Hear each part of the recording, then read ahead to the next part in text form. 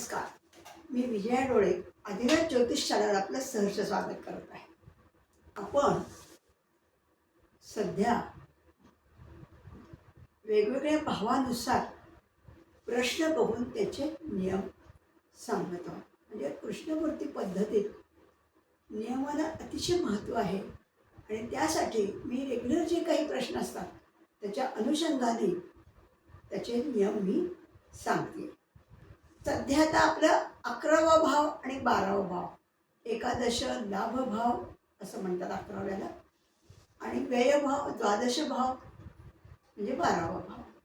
ह्या दोनची आपण आज माहिती घेणार आहोत. त्याचे नियम बघणार, काही त्याच्या संदर्भातले प्रश्न बघणार आहोत. त्या सगळ्यात काय, लाभ भाव, एकादश भाव, 11वा भाव, हो की हे सगळं बघितलेलं शिकलेलं आहे. 11वा भाव लाभ भाव हा अनेक गोष्टींसाठी बेस्ट भाव आहे. म्हणजे इच्छापूर्ती, कामनापूर्तीचा हा भाव आहे. ज्याही स्थानाशी याचा संबंध असेल त्या संदर्भातल्या सगळ्या इच्छा पूर्ण होतात.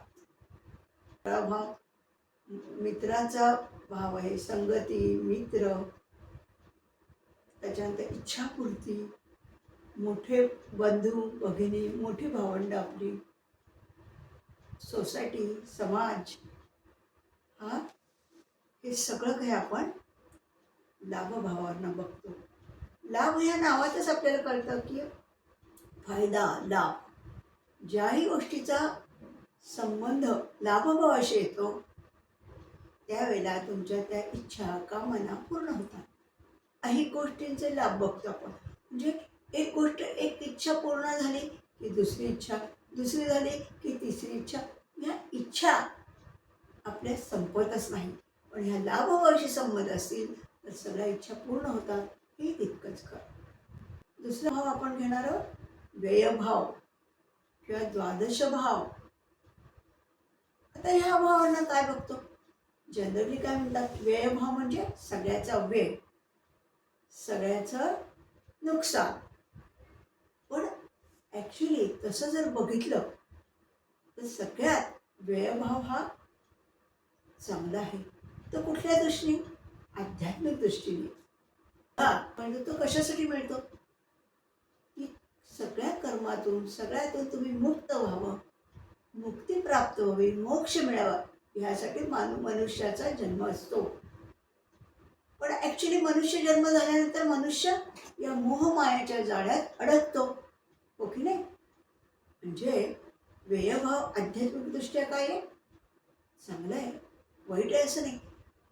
व्ययभाव काय करतो, तुमच्या इच्छा आकांक्षा निर्माणच करत नाही. म्हणजे कसं, मला हे हवं, मला ते हवं, हे होतच नाही. तो निरपेक्ष बुद्धीचा होतो, स्वार्थी होत नाही, कुठल्याही अपेक्षा करतच नाही. ज्यांचे बरेच ग्रह व्ययभावात असतात त्यांना हा अनुभव येतो. म्हणजे अनेक गोष्टींचं तो नुकसान करतो, पण आध्यात्मिक दृष्टीत प्रगती करतो, हे नेहमी लक्षात ठेवा. आता 4, 8, 12 हे काय आहे, मोक्ष त्रिकोण योग आहे, ओके. मग आध्यात्मिक दृष्ट्या हा भाव अतिशय महत्त्वाचा आहे. या भावात जर समजा केतू असेल, केतूचं एखादा ग्रह केतूच्या नक्षत्रात असेल तर तुम्हाला मोक्ष, मुक्ती मिळू शकते. म्हणजे इतका महत्त्वाचा भाव आहे. पण ऐक, परदेशागमन एक आहे, मातृभूमीपासून दूर जाणं आहे, जेल आहे, तुरुंगवास आहे, अटक आहे. हे अनेक प्रकारचे जे प्रश्न आहेत व्ययभावाचे ते आपण ह्याच्यातनं बघणारच आहोत. आणि आध्यात्मिकदृष्ट्या दोन्ही म्हणजे लाभभाव आणि व्ययभाव कशा रीतीने कार्यरत होतात तेही आपण बघणार. कागद लावते आणि लाभभाव आणि व्ययभाव या संदर्भातले प्रश्न आणि त्यांचे नियम बघूयात. आत्तापर्यंत 1, 2, 3, 4 भाव, 5, 6 भाव, 7, 8 भाव, 9, 10 हे सगळे 10 पर्यंतचे भाव अभ्यासलेले आहेत.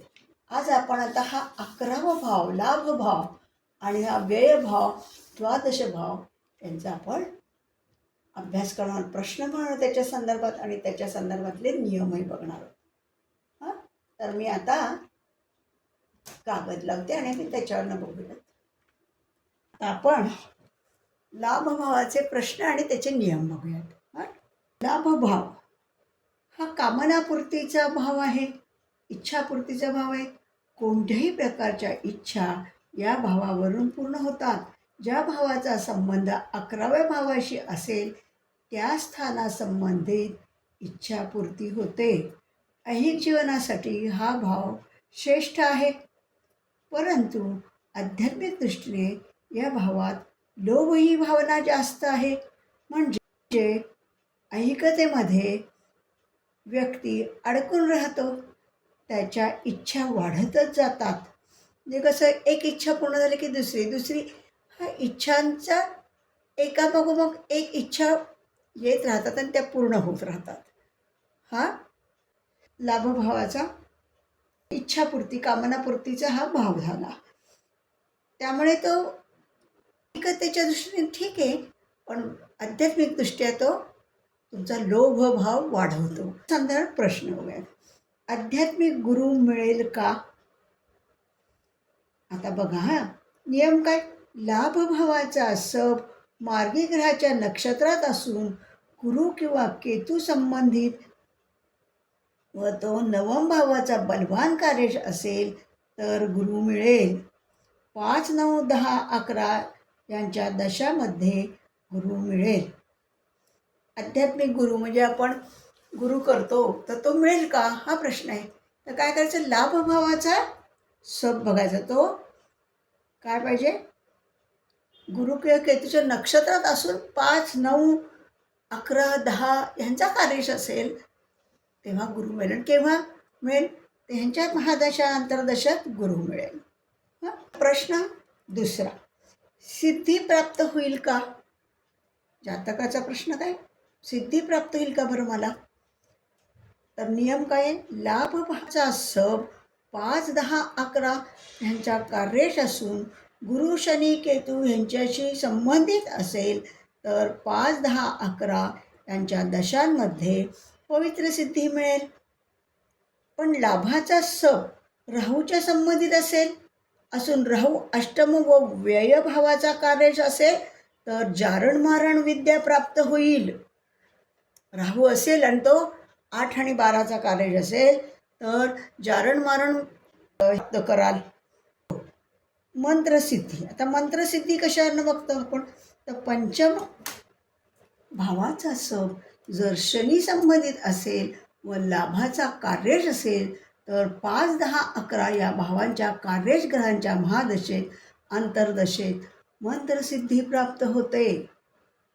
कोणाचा सब, पंचम भावाचा सब जर शनीशी संबंधित असेल आणि लाभाशी पण लाभाचा कार्यश असेल तर मंत्रसिद्धी प्राप्त होते. तिसरा प्रश्न, माझ्या घरातील व्यक्ती हरवली आहे किंवा घर सोडून गेली आहे तर ती परत येईल का आणि केव्हा येईल? नियम, लाभ भावाचा सब मार्गी ग्रहाच्या नक्षत्रात असून जी व्यक्ती हरवली असेल त्या व्यक्तीच्या नात्यानुसार येणाऱ्या लग्न भावाचा कार्यश होईल. उदाहरणार्थ, मुलगी हरवली आहे, मुलगी हरवली असता काय करायचं, प्रश्न काय बघायचा. प्रश्न तिच्या आई किंवा वडिलांनी विचारला असता. लाभ भावाचा सब पंचम भावाचा कार्यश बघावा. कारण काय, आई वडील प्रश्न विचारतात, त्यांची मुलगी हरवली आहे म्हणजे त्यांची संतती कशानं बघतं, पण पंचम भावानं, म्हणून पंचम भावाचा कार्यश बघावा. हा प्रश्न नेहमी प्रश्नकुंडलीवरून बघावा. प्रश्नकुंडलीत हरवलेल्या व्यक्तीचा लग्न भावापासून चतुर्थ भावाचा सब लाभात असून चरराशीत असेल तर ती व्यक्ती परत येईल. चतुर्थ भाव का बरं म्हटले, कारण चतुर्थ भाव स्वतःचं घर आहे. घरी परत येण्यासाठी काय लागतं आपल्याला, चतुर्थ भाव लागतं. म्हणून चतुर्थ भावाचा सब लाभात असून चरराशी पटकन कार्य करते, काम करते आपलं. आणि द्विस्वभाव राशी आणि स्थिर राशी उशिरा काम करतात. म्हणून चर राशीत असेल तर ती व्यक्ती परत येईल, लगेच परत येईल. स्थिर राशीत असेल तर उशीर लागेल, स्थिरत असेल तर उशीर लागेल. आणि द्विस्वभाव राशीत असेल तर अपेक्षेपेक्षा जास्त उशीर लागेल. जर लग्नकुंडलीवरून प्रश्न बघायचा असेल तर हरवलेल्या व्यक्तीचीच कुंडली बघावी. प्रश्नकुंडलीत कसं, कोण प्रश्न विचारेल त्यावर अवलंबून. आई वडील विचारतील मुलीबद्दल, एखादा भाऊ विचारेल बहिणीबद्दल, त्यानुसार आपण नात्याप्रमाणे बघणार. पण जन्मकुंडलीने बघायचं असेल तर त्या व्यक्तीचीच पत्रिका लागते. तर हरवलेल्या व्यक्तीचीच कुंडली बघावी. लग्नभावावरून 2, 4, 11 या कार्येश ग्रहांच्या दशांमध्ये व्यक्ती परत येते. आलं का लक्षात? जी व्यक्ती हरवली तिचीच कुंडली पाहिली तर काय 2, 4, 11 यांच्या दशांमध्येच ती व्यक्ती परत येते.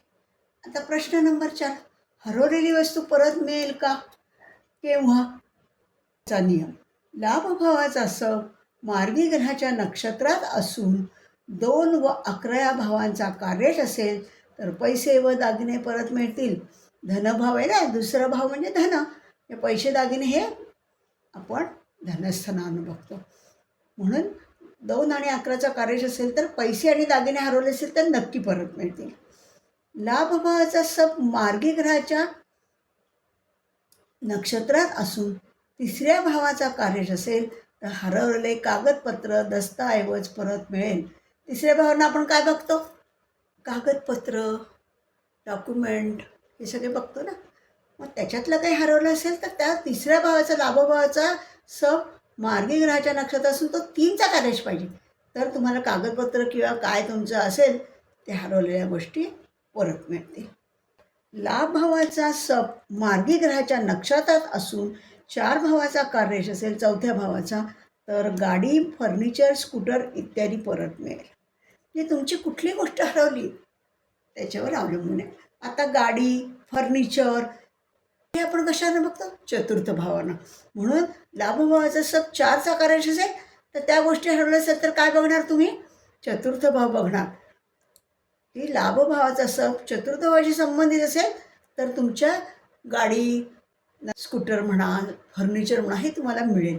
पण जेव्हा पैसे आणि दागिने म्हणतील त्या लाभभावाचा सप 2 आणि 11चा कार्येश असेल तेव्हा पैसे दागिने मिळतील. आणि तुमचे कागदपत्र असतील, दस्तऐवज असेल तर ते लाभभावाचा सप 3य भावाचा कार्येश असेल तेव्हा मिळतील. याच्यातला फरक लक्षात घ्या. काल निर्णय देताना लाभ व हरवलेल्या ज्या भावावरून जातील त्या भावांचा कार्येश ग्रहांच्या दशामध्ये मिळेल. हे स्कूटर किंवा तुमचं जे फर्निचर हे हरवलं असेल तर काय, कोणत्या महादशेत मिळेल? लाभभावाचा हवाच, पण चतुर्थाशी संबंधित तेव्हा मिळेल. कागदपत्र असेल तर 3याशी संबंधित तेव्हा मिळेल. दागिने आणि पैसे असेल तर 2चा संबंधित धनस्थानाशी संबंधित असेल तेव्हा मिळेल. हा फरक याच्यातला लक्षात घ्या. आता 5वा प्रश्न, देणगी मिळेल का? आता त्याचा नियम देणगीचा. अष्टम भावाचा सप षष्ठाचा कार्येश असता व षष्ठ भावाचा सप 2, 6, 11 ह्यापैकी भावांचा कार्येश असेल तर देणगी मिळेल. देणगीसाठी काय लागतं आपल्याला? अष्टम भाव लागतो. अष्टम भावाचा सप काय पाहिजे? षष्ठाचा कार्येश पाहिजे. म्हणजे अष्टम भावापासून षष्ठ भाव किती झाला? 11 झाला. लाभस्थान झालं त्याच्यात आहे. म्हणून तेव्हा तुम्हाला 2, 6, 11 या भावांच्या कार्येश याच्यात देणगी मिळेल. म्हणजे महादशा अंतर्दशा 2, 6, 11 पैकी कार्येश असल्या त्या महादशा अंतर्दशेमध्ये तुम्हाला देणगी मिळेल. हा इच्छापूर्ती कशा प्रकारे पूर्ण होते ते बघू. आता बघा, आता कशा इच्छापूर्ती होतात ते बघूयात आपण. 6वं काय तर इच्छापूर्तीसाठी. आता बघा, तो एक वेगळ्या प्रकारचा आपण की 11 भावाशी कुठल्या भावाचा संबंध असल्यावर काय तुम्हाला मिळतं ते आपण बघते. 2 व 11 भाव संबंधित असतील तर आर्थिक व कौटुंबिक प्रश्न मनाप्रमाणे सुटतात. कारण इच्छापूर्तीचं स्थान आहे 11वा भाव, आणि 2 हे कशाचं स्थान आहे? कुटुंबस्थान आहे, आर्थिक म्हणजे धनस्थान आहे म्हणून. पण व्यक्तीला पैशाचा लोभ असतो, पैशाचा 3 व 11 म्हणजे तृतीय स्थान व 11वं स्थान संबंधित असतील तर काही लहान प्रवासाची कामना पूर्ण होईल, लहान भावंड यांच्याशी पटते. हां, तृतीय स्थान कशाचं आहे? प्रवासाचं आणि लहान भावंडांचं आहे. आता 4 व 11 म्हणजे चतुर्थ भाव व लाभभाव संबंधित असता घर प्रॉपर्टी हे संबंधित लोभ ही भावना पण ती पूर्ण होते. 5 व 11 संबंधित असतील तर विद्या ग्रहण करणे यात लोभ असेल. म्हणजे बघा हां, लोभ असेल म्हणजे काय? 5 लोभ असेल म्हणजे मलाच मिळावं, इतरांच्यापेक्षा मला जास्त मिळालं पाहिजे, हा एक प्रकारचा व्ह्यू असतो, त्यांचा बघण्याची पद्धती असते. जर 11 भाव हा मित्रमंडळींचा, 5 व 11 लाभभावातील ग्रह युतीत असतील तर ज्ञानी मित्रांची संगती मिळते. तसेच 9 व 11 संबंधित असतील तर मोठ्या ज्ञानाची लालसा असते. 9वा भाव काय आहे? पोस्ट ग्रॅज्युएशन किंवा मोठं ज्ञान, जास्तीत जास्त ज्ञान मिळावं ही एक प्रकारची इच्छा त्यांची असते, आणि जे मला मिळावं ते इतरांना मिळू नये हा एक प्रकारचा त्यांचा बघण्याचा व्ह्यू असतो. म्हणजे हे बघणं चांगलं आहे का? तर नाही. हे 11 भावाचं वैशिष्ट्य आहे की जरी तुमच्या इच्छापूर्ती असेल तर काय होतं, त्यात थोडासा लोभ असतो. त्या शिक्षणाबाबतीत मला सगळं मिळावं, मी स्वार्थीपणा हा त्याच्यात भरलेला आहे. अष्टम भाव 11वा भाव लाभभाव संबंधित असतील तर नोकरीसाठी खूप चांगले, नोकरीत त्यांना यश मिळतं. सप्तम भाव लाभभाव संबंधित असतात भागीदार इच्छापूर्ती करतो, जे तुमच्या व्यवसायातला म्हणा किंवा विवाहातला म्हणा. 8 व अष्टम भाव 11 भाव लाभभाव संबंधित असता संशोधनात यश येते. अष्टम भाव कशाचा आहे आपण बघितलं की नाही? कशाचा आहे? संशोधनाचा आहे. त्याच्यात तो तुम्हाला यश देतो. 9वा भाव व लाभभाव संबंधित असता गुरु व वडील यांच्याकडून कामनापूर्ती होतात. इच्छापूर्ती कोणाकडनं होतात? गुरु किंवा वडील. 9वा भावांना काय आपण बघतो? वडील बघतो. 9वा भाव हा गुरुचा, त्यामुळे त्यांच्या संगतीने आयुष्य बदलून जाईल, गुरुचे कार्य हातून घडेल. 9वा भाव हा काय? वडील आणि गुरुच आहे. गुरूंचं आणि 11वा भाव इच्छापूर्ती आहे, हो की नाही? त्यामुळे त्यांच्या आणि संगती, मित्र संगती, मग त्यांच्या संगतीने काय होईल? तुमचं आयुष्य बदलून जाईल. ऐहिकदृष्ट्या नव्हे, आध्यात्मिकदृष्ट्या तो पूर्णपणे तुम्हाला बदलून टाकेल गुरु, हो की नाही? गुरुचं कार्यसुद्धा त्यांच्या हातून घडून येतं. दशमभाव व लाभभाव संबंधित असता कर्मामुळे लाभ, कामाच्या कामना पूर्ण होतील. म्हणजे दशमभाव कशाचा आहे? कर्माचा आहे. बेसिकली कर्म हे तुम्ही जर चांगल्या पद्धतीने केलात आणि त्यातच अतिशय चांगली कर्म केलीत आणि त्यातच तुमच्या इच्छा पूर्ण होतील किंवा त्यातच तुम्ही आनंदी राहाल, त्या कर्माद्वारेच तुम्हाला आनंद मिळेल. इतकी छान तुम्ही कर्म कराल. लाभभाव म्हणजे 11वा भाव आणि लाभभाव संबंधित असतात नाही, सर्व इच्छापूर्ती होते, मित्र चांगले मिळतात, संगत चांगली असते. 12वा भाव व 11वा भाव संबंधित असता हा एक अद्भुत योग होतो. ज्या वस्तूचा त्याग करून तीच परत मिळते. बघा हां, 12वा भावचा कार्यश 12वा भाव आणि 11वा भाव जर संबंधित असेल तर काय होतं?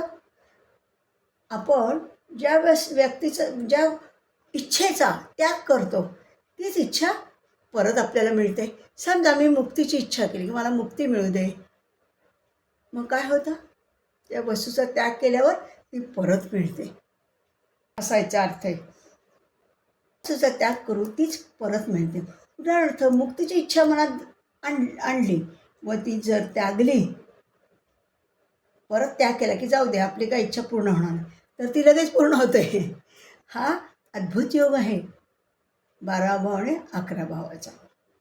हां, आता पुढचं बघूयात. आता आपण व्ययभाव बघूयात. व्ययभाव म्हणजे द्वादश भाव. व्यय म्हणजे खर्च. या भावावरून परदेश गमन, जेल, शिक्षा, अटक होणे, कर्ज व मोक्ष बघतात. प्रश्न व नियम आता ह्याचे बघूयात. हे स्थान आध्यात्मिक त्रिकोणातील आहे. व्ययभावावरून आध्यात्मिक विचार होतो.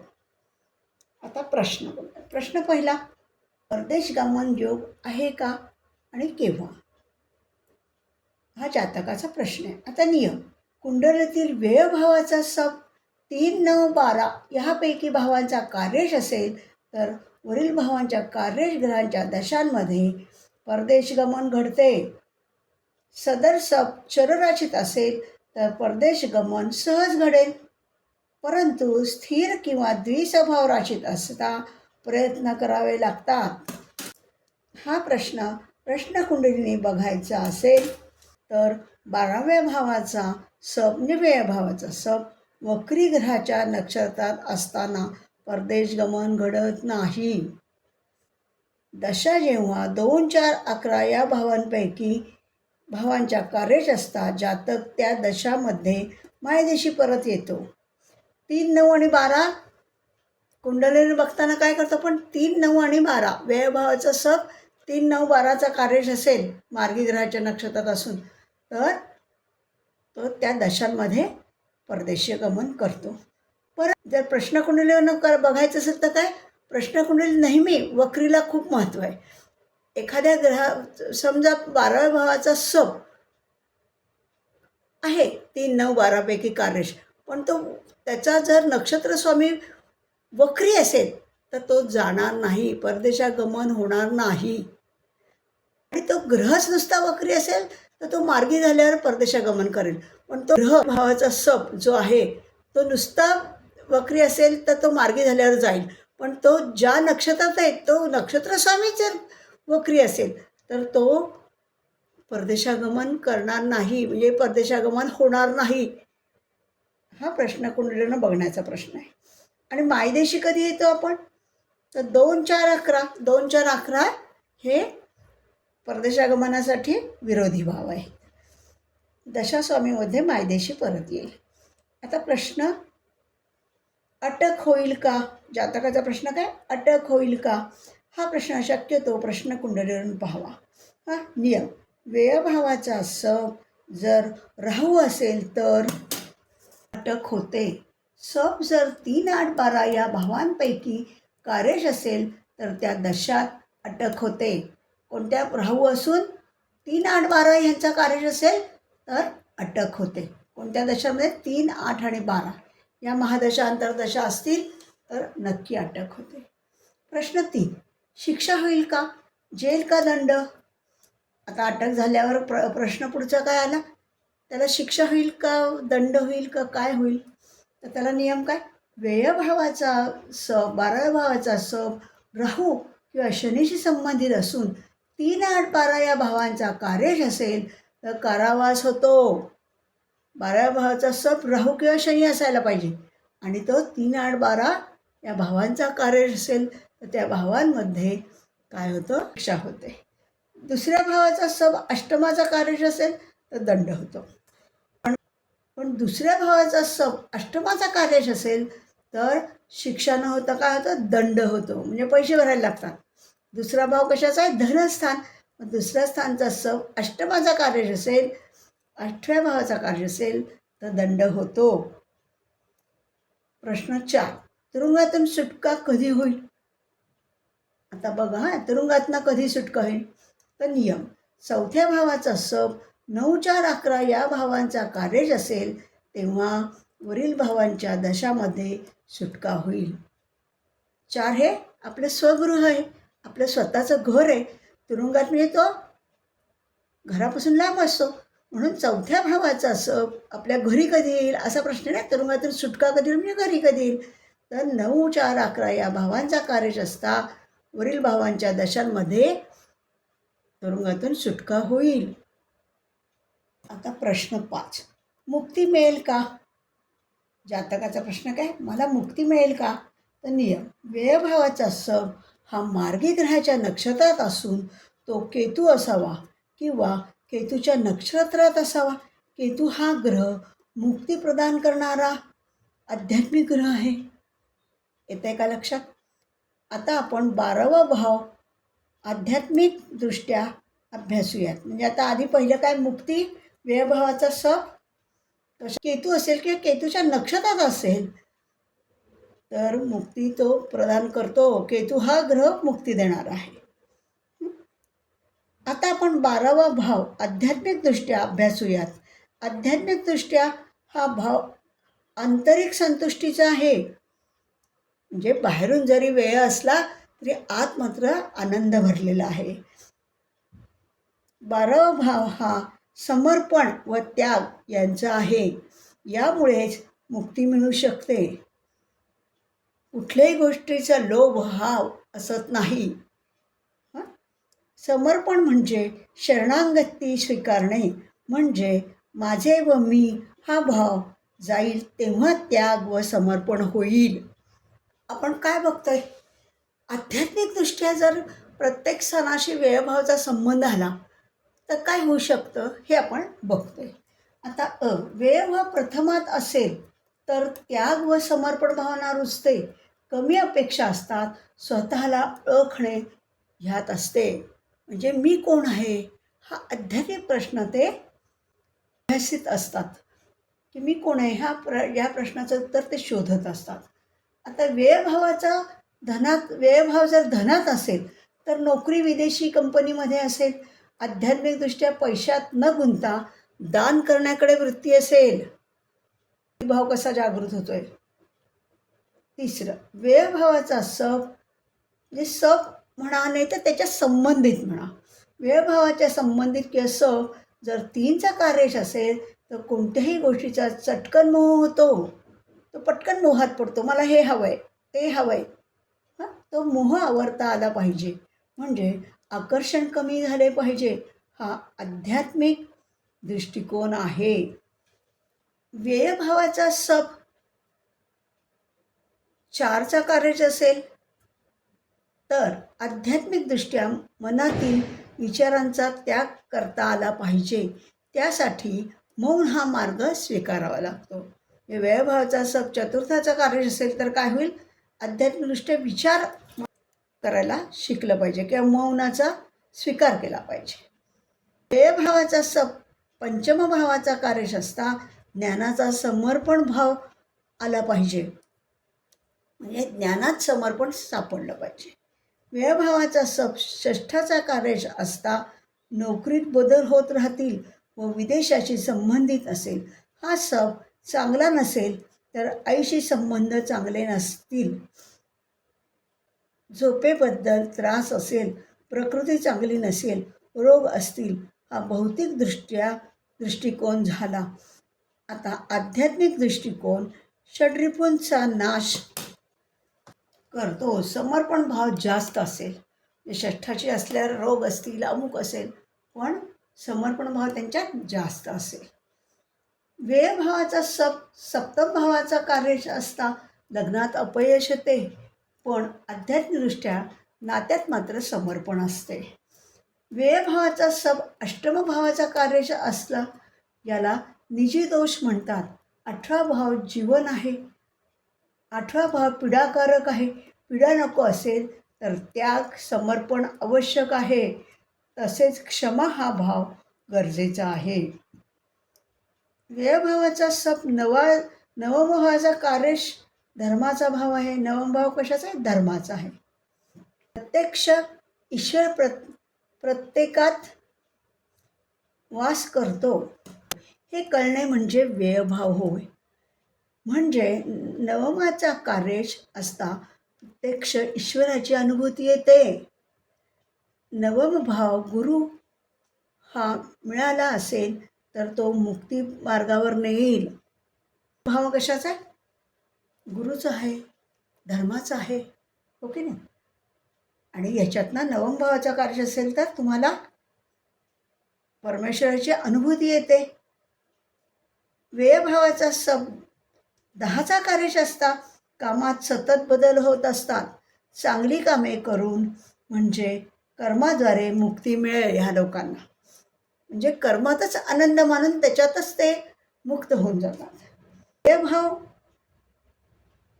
11व्यात असेल तर भौतिक व आध्यात्मिकदृष्ट्या चांगले. 11वा भाव इच्छा पूर्ण करणारा भाव आहे. 12व्या भावानुसार मुक्तीची इच्छा पूर्ण करेल. हे आध्यात्मिकदृष्ट्या झाले. या भावात चांगले मित्र मिळणे आवश्यक आहे. 11वा भाव संगतीचा असतो. व्ययभाव 12चाच कार्यशस्ता त्याग समर्पण असते. त्यामुळे मुक्तीसाठी अतिशय योग्य आहे हे. आपण आज या भागामध्ये लाभभाव आणि व्ययभाव या दोन्ही भावांची माहिती पाहिली, त्यातले प्रश्न पाहिले, त्यांचे नियम पाहिले आणि वेगळ्या प्रकारचा व्ह्यू ठेवला. एक वेगळ्या प्रकारे आपण अभ्यास केला की आध्यात्मिकदृष्ट्या काय असेल. कारण व्ययभाव हा आध्यात्मिक भाव आहे, हो की नाही. लाभभाव ऐहिक भाव आहे, तसा हा आध्यात्मिक भाव आहे. म्हणून ह्या दृष्टिकोनातून सुद्धा आपण आज अभ्यास केला. आता पहिल्या भावापासून ते 12व्या भावापर्यंत आपण प्रश्न बघितले, त्यांचे नियम पाहिले. माझ्या हिशोबाने बऱ्यापैकी नियम आपण सगळे जवळजवळ बघितलेले आहेत. कारण कृष्णमूर्तीमध्ये नियमाला अतिशय महत्त्व आहे, हे मी वारंवार तुम्हाला सांगते. पण हे सगळे एपिसोड जे आहेत, हे भाग आहेत, हे अत्यंत महत्त्वाचे आहेत. पण त्याच्यातून तुम्हाला नियम कळणार आहेत. हे सगळा अभ्यास केला तर नियमाशिवाय काहीच तुमचं पुढे होऊ शकत नाही. त्यासाठी तर आपण हे 4-5 भाग बघितले आहेत. आपण हा भाग इथेच संपवत आहोत आणि पुढच्या भागामध्ये आपण रेमेडीज म्हणजे उपाय ह्याच्यावर मी एखाद दुसरा भाग घेणार आहे की आपल्या व्यवहारातल्या ज्या काही गोष्टी आहेत त्याच्यासाठी काय रेमेडीज असू शकतील, त्याचा भाग घेण्याचा मी प्रयत्न करणार आहे. या पुढच्या भागामध्ये आपण लवकरच भेटूया. हा भाग सगळ्यांनी बघितला असेल आणि लाईक सबस्क्राईब केलं असेल याची मला पूर्ण खात्री आहे. धन्यवाद.